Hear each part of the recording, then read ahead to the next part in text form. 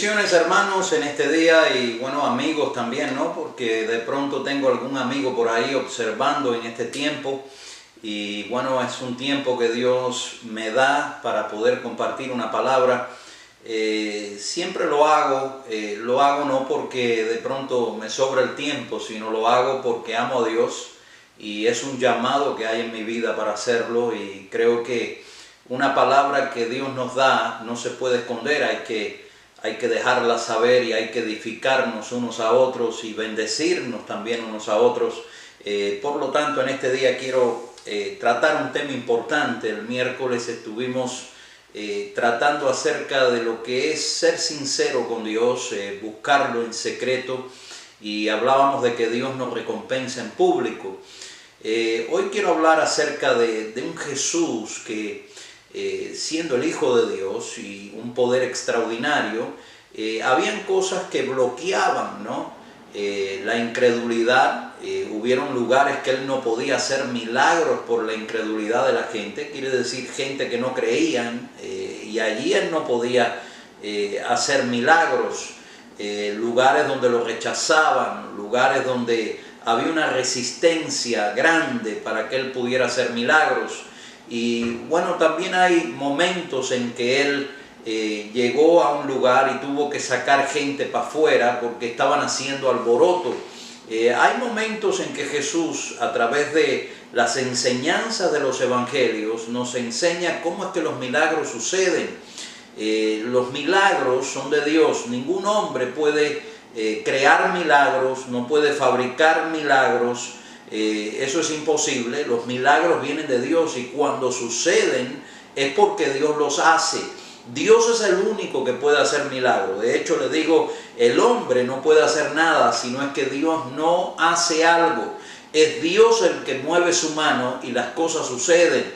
Es Dios el que en este día puede hacer un milagro extraordinario en tu vida. Puede librarte de situaciones caóticas, puede sacarte de la muerte. Es Dios el que tiene ese poder para hacerlo. Y bueno, en este día quiero tratar ese tema, ¿no?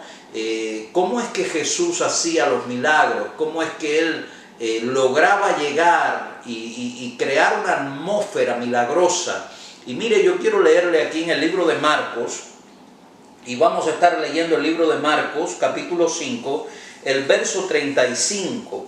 Quiero tratar este tema que muchas veces usted quizás lo ha leído, pero quiero que lo miremos de cerca en este día. Dice, mientras Él aún hablaba, óigame bien, vinieron de casa del principal de la sinagoga diciendo, tu hija ha muerto, ¿para qué molestas más al maestro?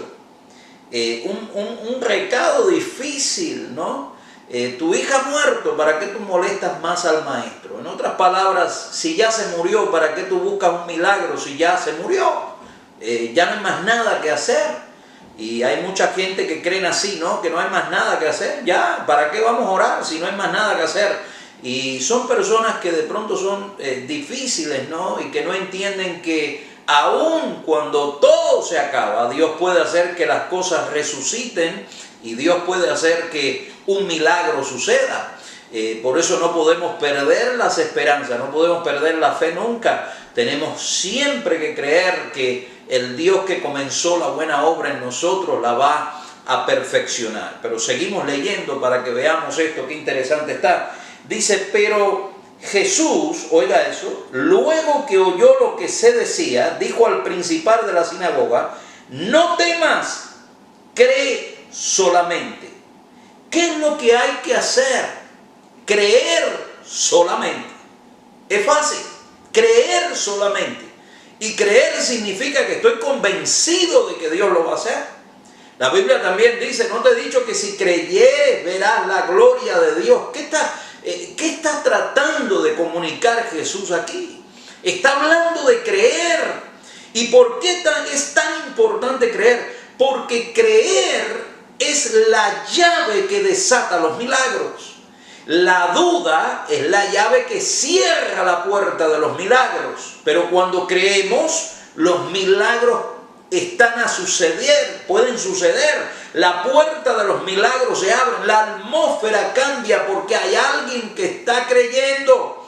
Y por eso es tan importante creer, ¿no? Y usted va a ver que hay gente que de pronto dicen que son cristianos, que van a la iglesia y todo este tipo de cosas, y usted va a ver que no creen, pero les gusta el ambiente de iglesia y les gusta estar ahí y les gusta escuchar esto y escuchar aquello y el lenguaje cristiano, amén, gloria a Dios, así es, pero no creen cuando llega un problema, cuando hay una situación, no creen que Dios puede hacer un milagro. Y Dios es el que llegó a una boda donde faltaba el vino y agarró el agua y lo convirtió en vino.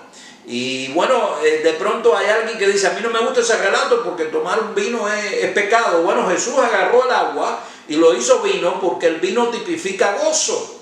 Y en la boda hacía falta el gozo.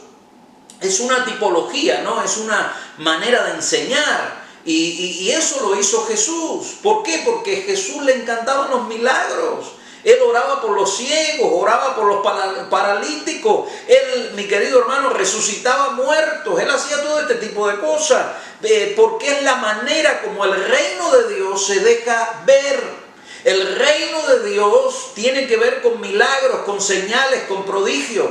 Donde suceden milagros, ahí está el reino de los cielos. Y estoy hablando de milagros, no pantallas de hombres, ni cuentos que hagan los hombres, ni milagros preparados de hace una semana atrás no estoy hablando de eso. Estoy hablando de milagros genuinos de Dios, milagros que Dios hace de verdad y que sabemos que únicamente pudo haber sido Dios, porque no se pueden fabricar. Necesitamos entender, muchas veces el hombre trata de fabricar milagros para crear fama, pero los milagros de Dios no son creados, los milagros de Dios vienen del cielo. Dios el hombre fabrica, pero Dios es original, Dios sí hace milagros.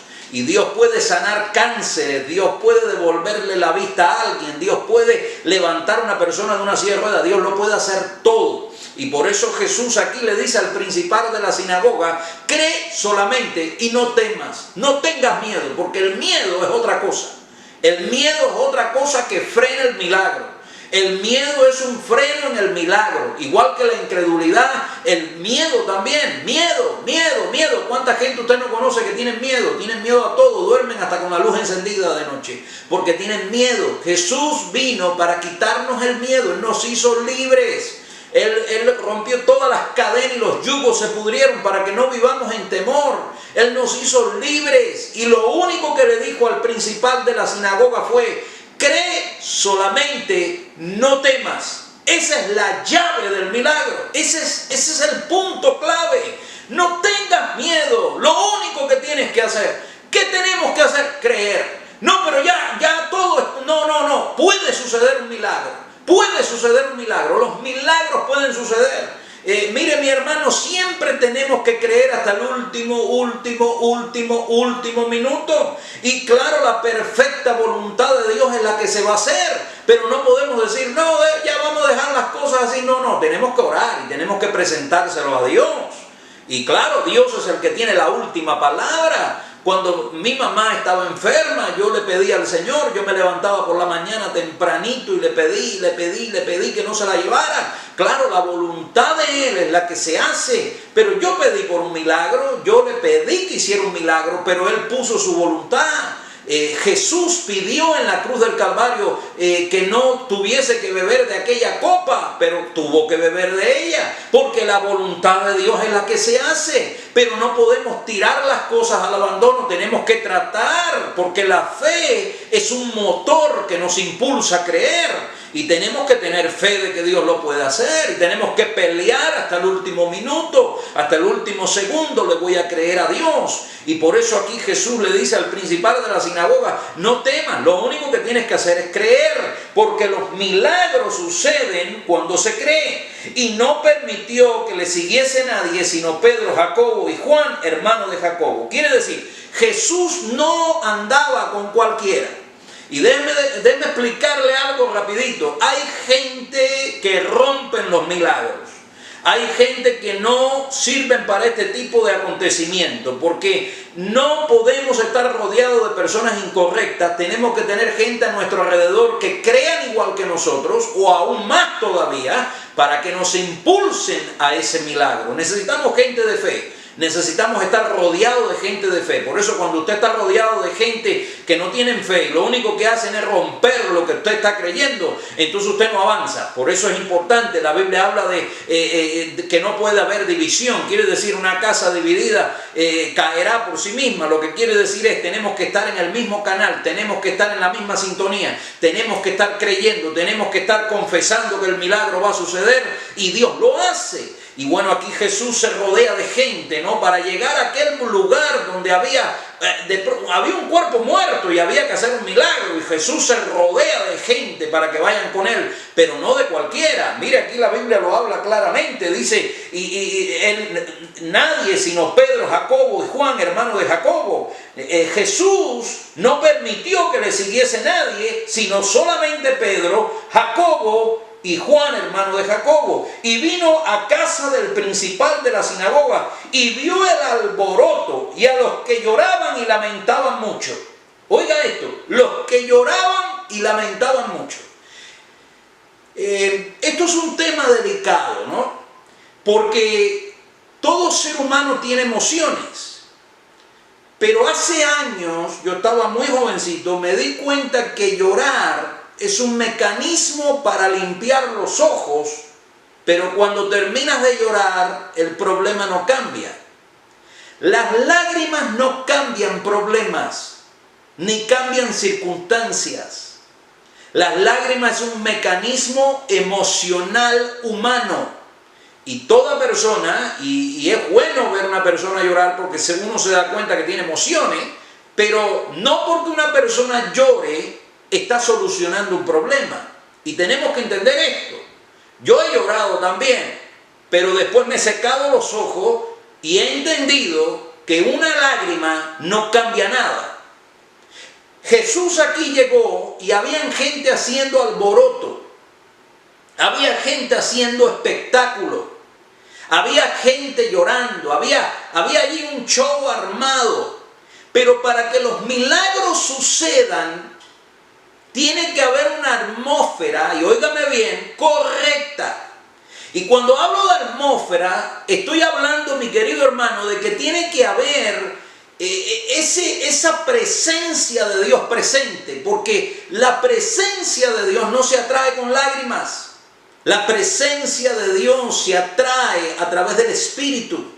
Y por eso en otros temas he tratado acerca de lo que es de pronto el alarde humano. La gente que hace mucho alarde y en realidad ni oran, pero hacen mucho alarde. Eso no es lo que estamos hablando. Estamos hablando de gente que llaman ese mundo espiritual, se meten ahí, le creen a Dios. Y Dios comienza a hacer milagros. Y aquí lo vemos, la gente llorando y haciendo alboroto. Y a los que lloraban y lamentaban mucho. Y entrando... Miren lo que hizo Jesús. Entrando les dijo, ¿por qué alborotáis y lloráis? Bueno, si usted me está escuchando, usted pudiera decir, bueno, porque había un muerto, ¿cómo no vamos a llorar, Jesús? Hay que llorar, hay que formar alboroto, hay que hacer todo este tipo de cosas. Pero Jesús les hace una pregunta interesante, ¿no? Les dice, ¿por qué alborotáis y lloráis? La niña no está muerta, sino duerme.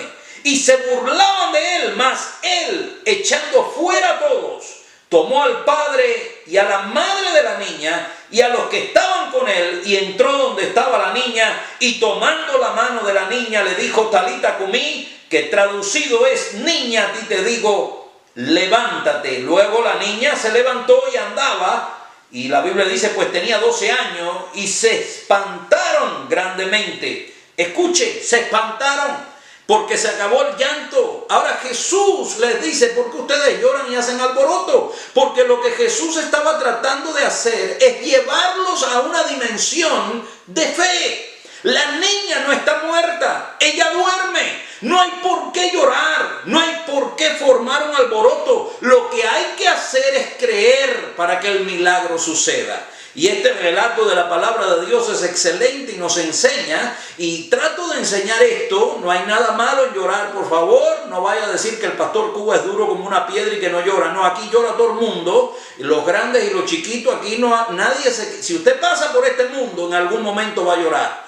Pero eso no es lo que estoy enseñando. Lo que estoy enseñando es que tenemos que entender que hasta que no cambiemos la atmósfera y no dejemos de hacer alboroto y no dejemos de solamente presentar emociones, tenemos que presentar espíritu, tenemos que presentar amistad con Dios, tenemos que cambiar la atmósfera que nos rodea. Y bueno, aprendamos de Jesús. Jesús no andaba con cualquiera, Jesús no iba a hacer un milagro con cualquiera. Hay que buscar personas que crean y que crean, mi querido hermano, de que un milagro puede suceder.